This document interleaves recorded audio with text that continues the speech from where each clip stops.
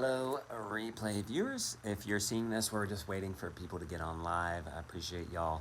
I have to jump to the chase here. I'm going to review Joel Salatin's newest book, Homestead Tsunami.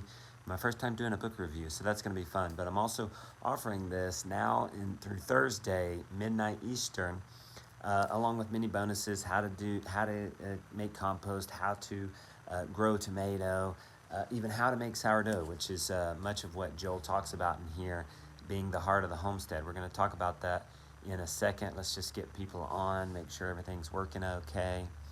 Definitely going to talk to you about the 6 takeaways I got from the book. Hopefully we can have a little chat going on here. I'm happy to interact with you guys some. It's just cool to get on here and get with everybody. Oh, people are starting to roll in. Ada and KG, hello and welcome. Let's give it about, I don't know. Good morning. It's afternoon to me. Where are you calling from, Rosemary? Fosnola, Cowbell, Uncle Justin. Hey man, I see you a lot in the Abundance Plus. Thank you so much for being a member and being in there and interacting. I appreciate that very much. I'm glad to tell you now personally. I see you in there. Okay. Goshen in the house. You loved my first book so much. Thank you. The Rooted Life. That Rooted Life was basically a compilation of, at that time, a dozen years of homesteading experience, plus all the books I had read from Elliot Coleman, from Joel Salatin, from Harvey Ustery, Bill Mollison, and just condensed it down to one. Today we're going to do a book review on Joel's book, Homestead Tsunami. Yay! Habitual Hobbies, first live with me. Oh, you're calling in from Missouri. Missouri is definitely one of the most underrated homestead states, for sure. Cowbell says Abundance Plus will help so many people. You keep it up. Yes, thank you. And with folks like you in there, interacting with people and posting and answering questions, it definitely makes it better. Abundance Plus is like one of those things. It's almost like a social media where you want a mass, there's a critical mass, and like your enjoyment and use of it improves as other people get on. So it naturally makes those who in there want to share it and want to get other people involved, especially now that we have the new community platform that's really smooth. And I appreciate you going in on there. I'm in there every day.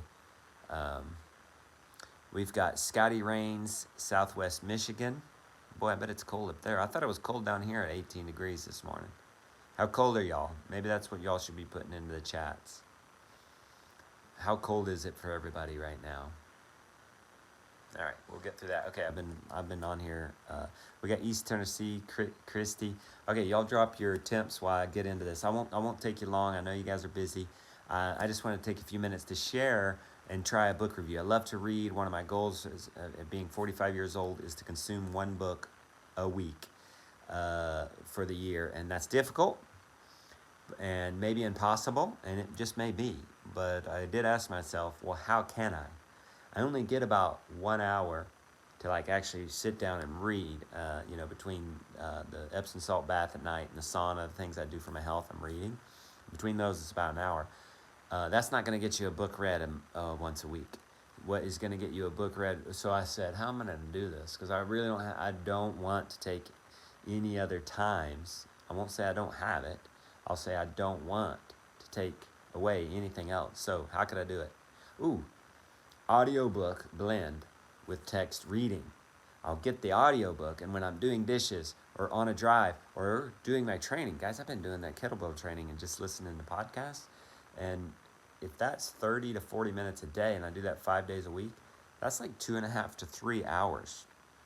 So that plus reading 7 days a week, that's 7 hours plus the 5.5. That's like 13. See what's happening? And that's like over 13 hours a week reading, and that's not counting time doing dishes or if there's time in the car. So anyway, I don't know if I don't think his book Homestead Tsunami is on audiobook yet, but I bet it's coming.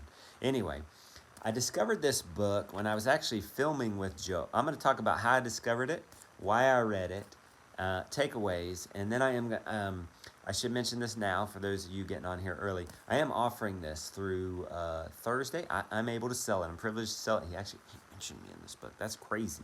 That's crazy when Joel Salatin mentions you in a book. I've been reading his books for like a decade or over that, and since I've begun, his book Salad Bar Beef got me started, guys. So to be mentioned was a real honor. So I'm proud of this book. Um, I'm going to talk about. Yeah, I'm offering it through Thursday until midnight, and I'm not just offering this, guys. I'm offering a bonus where if you sign up by Thursday at midnight, I secured Joel for a 2-hour book club meeting. It's private. You guys can ask questions, comments, derogatory remarks, and we'll just hang out with Joel in a book club. That'll be at the end of January, so you have plenty of time to read it. That gives you a month to read it. Come on, guys. You can do it. You can do it. It's a fun read. It's a quick read. It's not too technical. It's not a how-to, so it's a quick read. Dang, 32 and feels like 26 in Maine. We're about that right now in North Carolina. So I left a link for that down in the description.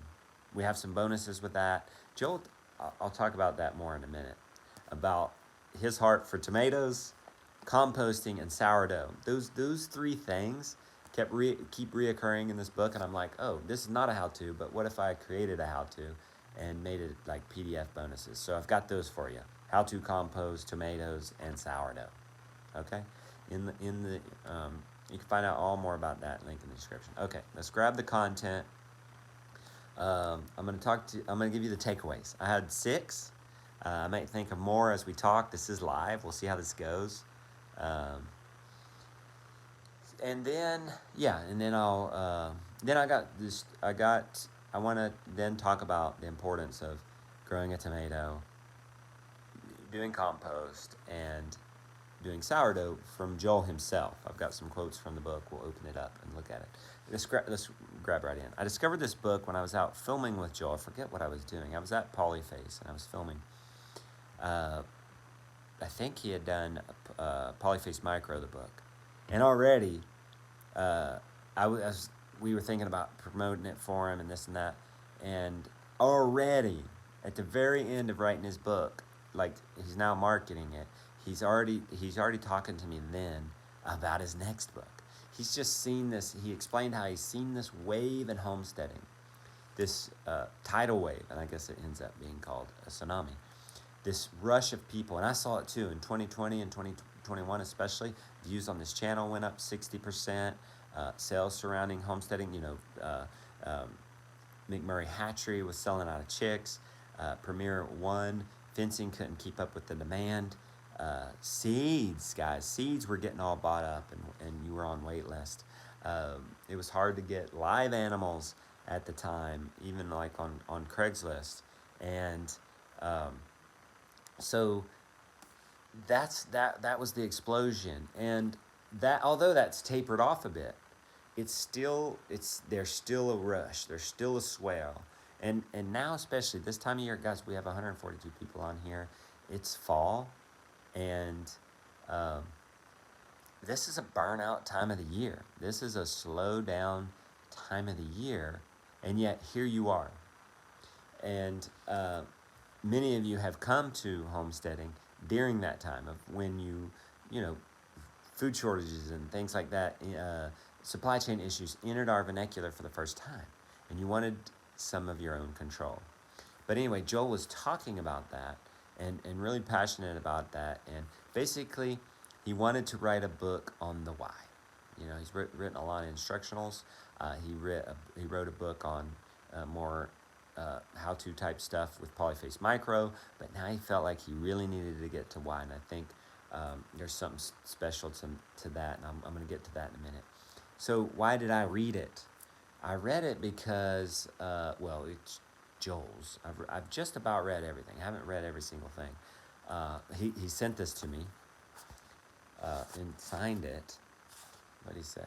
To Justin and Rebecca, what would I do with friends like you? Blessings, Joel. Isn't that so nice? So how are you not going to read that? I'm going to read this, and at first I thought, it's going to be a why on homesteading. I'm there. I know why.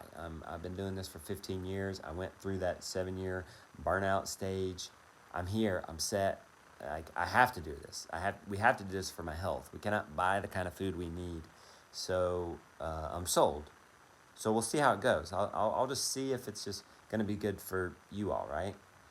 And uh, so I read it. And then I'm like, wow, um, I'm so glad. And even though somebody who's just getting started homesteading will enjoy this book, so will somebody who's seasoned enjoy this book. Here's how. And these are my takeaways. These are my 6 takeaways. It reminded us of the why. And I think that's so important. We had, I'll speak to this in a blog. Maybe I already spoke to it. Yeah, I spoke to it. Someone asked Joel, we were in a round table, and they said, how do we prevent burnout? And I thought, if they were asking me, I would say, well, make sure you rest 1 day a week. Make sure you take care of yourself each day. So little micro rests each day, and maybe once a year. Try to slow down in the winter. If you're overwhelmed, maybe cut some things back. Re-examine your goals. Figure out what maybe you could take off that's not a powerhouse towards your goals. Things like that. Joel didn't say that. He said, you got to redefine and rediscover your vision, something like that. And I'm like, wow, okay, leave it to him to go really deep on that. But this book was a reminder of why we do what we do. And it comes at a good time in the fall when we're naturally in a burnout stage in homesteading. There are cycles in homesteading, and fall can definitely be a burnout time. But it gives you that reminder. If you're just getting into homesteading, well, it can motivate you towards that. But if you're in it and in the throes, it reminds you. Because you can do all those things I talked about,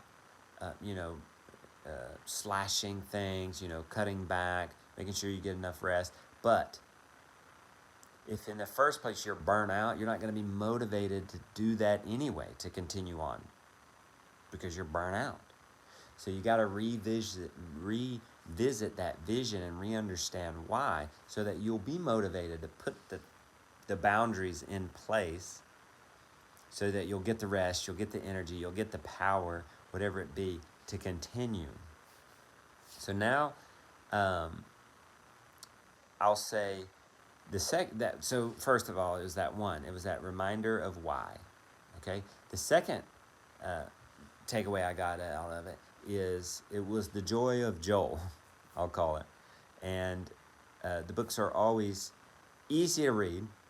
Like if your goal is to read a book a month, a book a week, whatever it is, you're gonna fly through this one.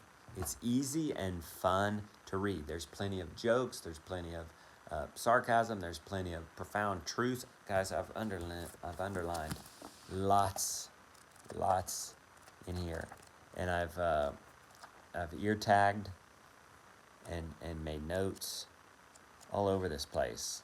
Okay. So the joy of Joel.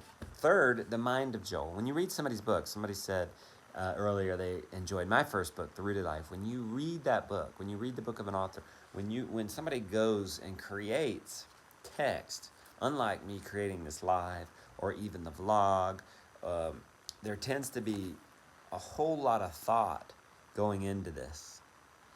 A lot of background thought and experience coming to the plate, but also pinning it. Getting it just right, having editors. It's not a quick turnaround. Books can take just the publishing process with The Rooted Life. I think we started on that like 2.5 years before it came out. So you have the author has this opportunity to say exactly what they want to say. And have you ever read a novel and you can understand exactly what the character is thinking and feeling? And that's special. If you watch the same story on a movie, maybe they turn that novel into a movie, they're very limited as far as getting into the heart and soul of the character, because it's not all dialogue. When you're reading a book and it's telling you how somebody's feel, nothing's being said. So in a movie, the best an actor can do is make an expression, and we think we get it, and maybe we do, maybe we don't. So there is something very special about somebody's putting their heart, soul, and 100% of their mind into a writing, and we get to take that on, observe it. And if Joel's got 60 years of experience of homesteading, well then, it probably take 3 hours maybe to read this, and I captured that 60 years of experience, his experience and thoughts, into just 3 hours of reading. And now, it's not a how-to book. It's one that makes it easy and pleasurable to read. How-to books are great. We need them. We need that instruction, but we also need that, hey, go take a bath, get in the sauna, just relax and read a book and just get excited about home, and just get a new excitement for homesteading. When you read someone's book, you have the privilege of stepping inside their mind, soul, and heart. And when you live your life out after that, whether there's a direct application from the book or not, you can approach life and making your decisions and thoughts and things based on adapting their heart, soul, and mind. So in a way, you get closer to thinking and being and acting like the author. So in this case, Joel Salatin. And also that case, when we're reading something, we want to think about who that author is, and do we want to be like them? Is that somewhere I want to be? Is the way they're doing or living what I want for myself? And in the case for Joel, of course it is. He's got a grown man, child, still working on the farm. It's a multi-generation. It would be his mom, him, Daniel, and his kids. So 4-generation farm. Yeah, okay. And he's surrounded by young people, and is able to travel. People are excited to hear his expertise all over the country. Yeah, we'll do that. The proof is in the pudding. You go to a polyface, and anybody can at any time, and see the homestead around his house and the premier market farm over hundreds and hundreds of acres. So we got to step inside the mind of Joel.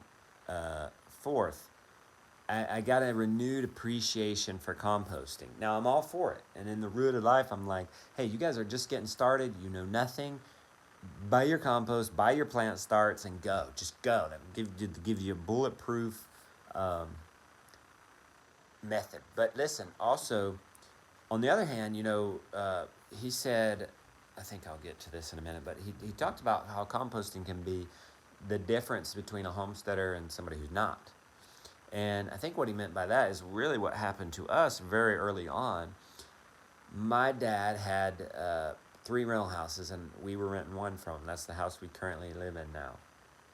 And for me to pay rent, I would take part of my rent would take everybody's trash. And I remember it only took one time of taking everybody's trash, including ours, and dealing with that nasty trash that had that food in there. I wish there was some poetic story of how I got into composting, but that's it. I had to take the trash, and there was food in that trash, and it was nasty. I'll save you the details of the maggots and stuff. I'll save you those details. I came home and said, we're not going to do that. We live in the country. I don't think we were having a garden or homesteading yet. And I think I put together a 3-walled pallet bin and just started throwing the food in there. Guys, when we travel, I can't even throw food away to this day. We travel, we usually stay in an Airbnb. There's usually some wood some there. I usually just save the eggshells and the banana peels and whatever it is. If I can't bag it and take it home, if I'm not going home that soon, I would literally throw it in the woods and feed the forest. So that was probably definitely one of our very first, if not the very first acts of homesteading and composting. If that's all you're doing, guys, you can compost anything by putting it in that pallet bin and just leaving it. Just keep putting stuff there, and eventually, guys, it will compost. You'll have some fresh stuff on top because you've kept loading it, but eventually you can go rake some of that fresh stuff off, and underneath you've got compost. That's all there is to it. But anyway, Joe reunited that joy and reminded me of the importance of composting, and so definitely charged to, turn our deep bedding into compost, have the chickens help us turn it, and so that's how it's applied for me. But being applied for you, you could just keep food out of your trash. Get it out of the garbage, so don't do that. Don't get it into the septic tank. If anything, if nothing, throw it in the woods somewhere and feed the forest. But if you want more than that, designated a pile somewhere. Some cinder blocks around just to contain it. Some 4 pallets stacked together in a cube is perfect. Tie it together with some sort of string or wire, and then just start throwing material in. You can worry about getting ratios better and fine-tuning it and all this and that later. Let's just get going. Anyway, the 5th thing, takeaway would be I was so fascinated. There was a section on where he talks about how land is getting broken up. People will their land to their children, and inevitably many of the children, or some, at least some, sell off, and so parcels of land are getting broke down smaller and smaller. There are cultures that he visited. He's told this story in the book where the firstborn gets everything. And Joel was talking with somebody who was in that situation, and they were the secondborn, and they were like, well, doesn't that bother you? And he's like, oh no, well, my job is to make sure he keeps it.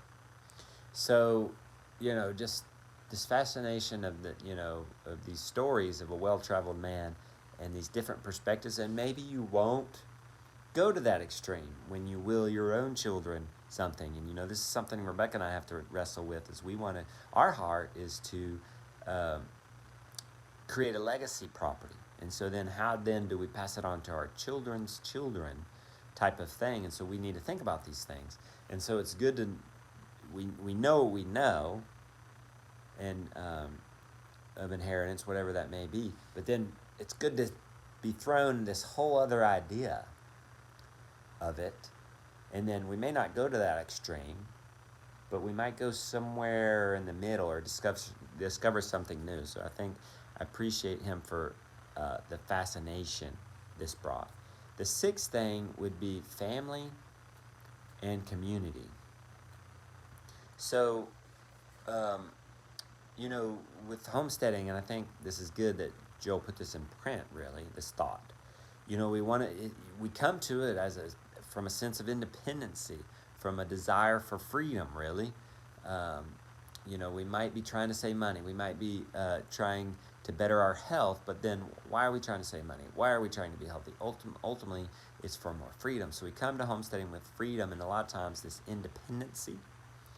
But then if we're at some point we have to realize, and you do, I think naturally, if you hang in there, you need other people. And the key to homesteading is community. And actually, the deeper I've gotten to homesteading, as ironic as that is, the more I stay at home and focus on growing things, the more we've created community around us.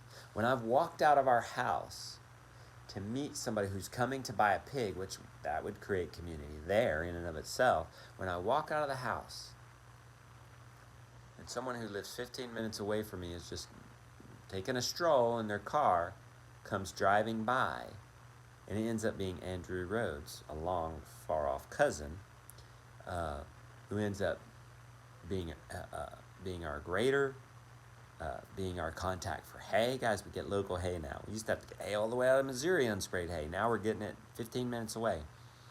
All kinds of things. And all that happened because we're here. We're not off. We traveled some, but not a lot. And we consolidated errands into one big day. We're here, and we're crossing the street, and we're seeing the old timers come by, the locals come by, and we're making these contacts because we're here. Not folks want to find community. One of the best ways to find community is stay put. Don't go. Don't. Going and finding when you're lost. When you're separated from somebody, somebody's got to stay put, or you're not going to find each other. If you're both looking, you're not going to find each other. So, ironically enough, one of the best ways to build community is to stay put. Someone who worked for us a number of years ago, she noticed all the people coming and going on a daily basis. She said, "Y'all and us very ever leaving." You know, this was pre-Jonah's injury, and we had no appointments, anything like that, and we literally stay home for a week. She said, "Y'all are the most socialized homebodies I know." So, I appreciate Joel. Most of the books is this fierce, independent mentality, this freedom mentality. Just let's learn how to grow things, build things, and repair things attitude. But then wrapping it up with, you can't do it all. And it's good to know other people who can grow things, build things, and repair things. It's good to make that connection and to say, yes, we came for this fierce, independent freedom. Rebecca's texting me. Anyway, I think that's it. That was the 6 takeaways. Now, if you haven't gotten this book, I highly suggest it.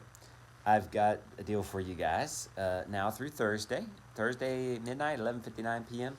If you get it through us, and the link down in the description, you get a private webinar with myself and Joel for 2 hours at the end of January. So plenty of time to get the book, read the book. You'll get this book in time for Christmas.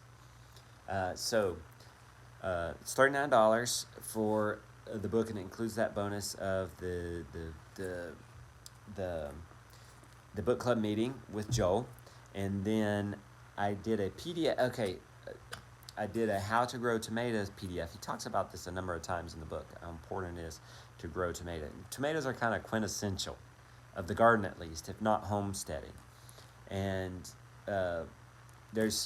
I'm giving you a compost guide. Let me just mention, I choose to give you guys some of these how-to bonuses based on his heart for these things, and then I wanted to give you instructional. So, if one object defines a homestead versus just a home, it would have to be a compost pile. Building compost piles, the ultimate momentum indicating that a person understands ecology, cares about stewardship, and enjoys participating in caretaking responsibilities. I mean, that sounds fancy and all, and now I'm even reading that and thinking, well, that's not me, right? Because I was just started composting because I didn't want to handle food in the trash. But in a way it is, because I cared, I enjoyed participating in caretaking responsibilities, and it was awful to take trash with food in it, so yeah, I guess it counts. But with a homesteading compost pile, you can do good anytime, every day, without burning an ounce of gasoline or using internet computing energy. On a homestead, compost is the backbone of the garden fertility program. He's never used any fertilizers in all his program, and now the compost, definitely a motivational. There's so much of that, guys. There's so much underlining. So I've got a little guide from my friend Amy Henderson. Helps you decide kind of what kind of compost pile you want to build based on certain answers. It's kind of like one of those books where you decide where you go as you read it. And then lastly, sourdough. At one point he said in here, we all was hunky-dory, and then COVID came along, and then, our freedom was wrapped up in this fierce independence. And then COVID came along, and we're all humbled, and sourdough, because so many people were getting into homesteading, and with homesteading comes sourdough often. If you can eat gluten, I can't eat gluten. But I still love you gluten folks, so I'm gonna get you something on sourdough, and I want you to enjoy one for me. Sourdough, he says, became the gateway to freedom. So next time you are making homemade bread or sourdough or frying eggs, and maybe especially when it's getting mundane or old, sourdough, tell yourself, frying eggs, becomes the gateway to freedom. So homesteading becomes the gateway to freedom. Guys, yesterday we ran out of cream. We ran out of milk. I can't, no butter. I think we ran out of milk too. I came over here. Guys, I'm in the farmhouse right now. So the milk parlor's right over there. And I came over here and I said, I got the milk out of the fridge for us. There was like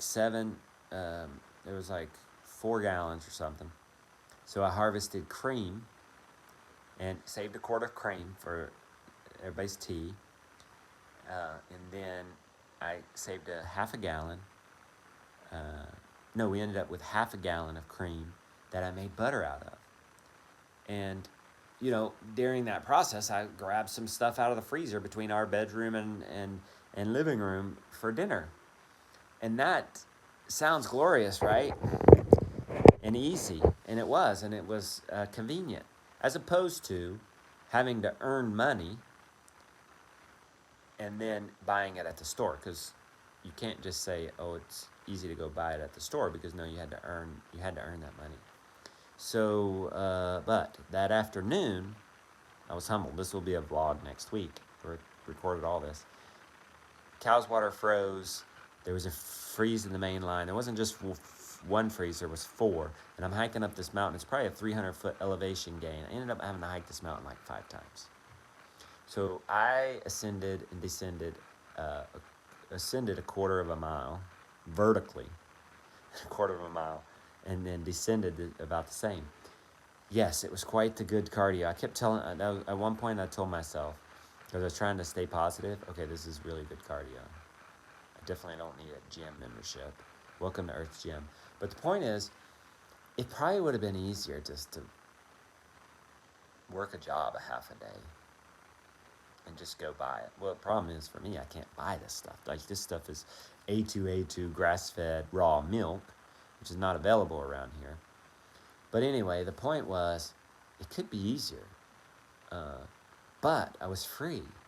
I was in the woods. I was really doing what I wanted to do. I was on nobody else's schedule. It was, I had to push some things back. I had to stay up a little later to get caught up on my business and stuff like that, playing catch up today.